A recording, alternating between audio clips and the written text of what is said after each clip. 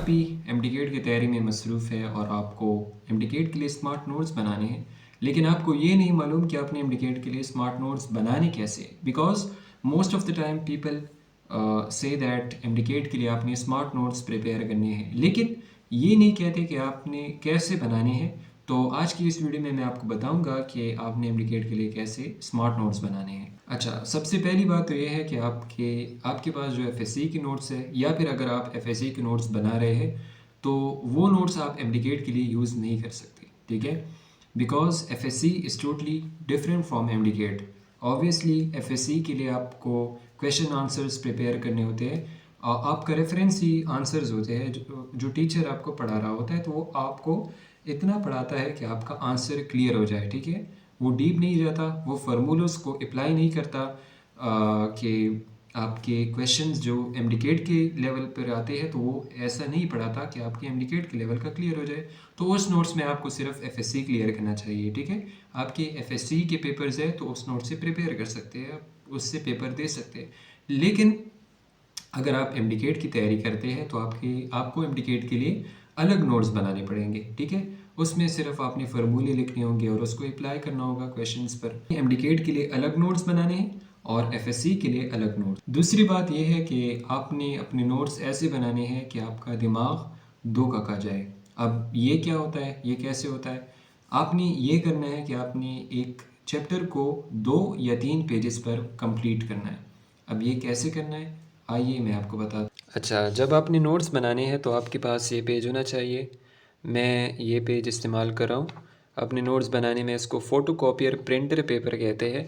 इसका मेरे पास पूरा रे मौजूद है, तो आप भी बाज़ार से ले सकते हैं, ठीक है।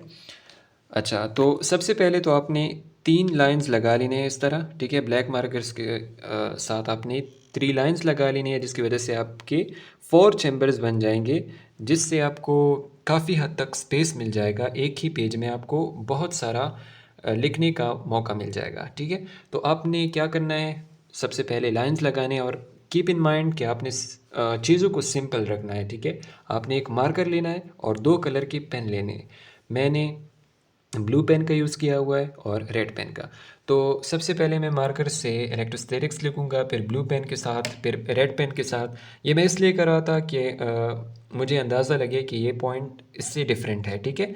तो इस तरह मैंने blue and then red and then मैंने सारा कुछ इस तरह किया। फिर ये कुलम ला आ गया तो फिर मैंने मार्कर का यूज़ किया हुआ है और फिर blue pen and red pen का कम्बिनेशन इस्तेमाल करके मैंने इस सारे टॉपिक को कवर किया हुआ है, ठीक है, लाइक दिस। ये चैप्टर थोड़ा सा लंबा था तो इस वजह से इसने ज़्यादा पेजेस घे रखे हैं। इसके अलावा जो चैप्टर्स है वो तकरीबन 2 या 3 पेजेस पर भी कवर हो सकते हैं, ठीक है।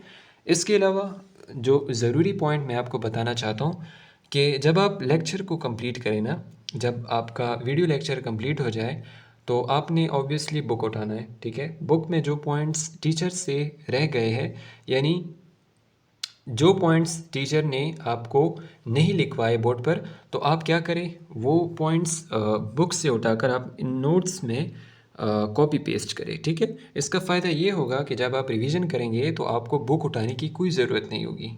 अच्छा, जब ये नोट्स आप बना लेते हैं तो आपने इसमें क्या करना है कि जो भी इम्पोर्टेंट फार्मूलाज है आपने उनको हाईलाइट करना है।